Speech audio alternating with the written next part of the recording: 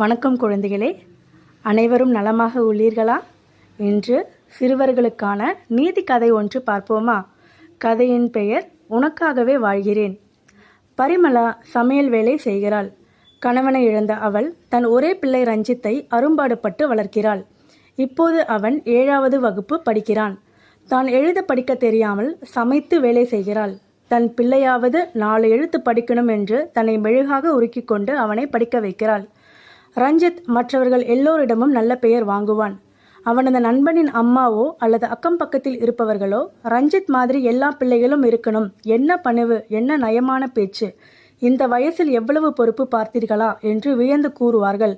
படிப்பில் மட்டும் என்ன, அவன்தான் முதல் மார்க் வாங்குறானாம். உதவி செய்கிற குணம், சிரித்த முகம், இவனை பிள்ளையாக பெற பரிமளா தவம் பண்ணியிருக்கணும் என்று பரிமளா காது படவே மற்றவர்கள் கூறும்போது அவள் இதயம்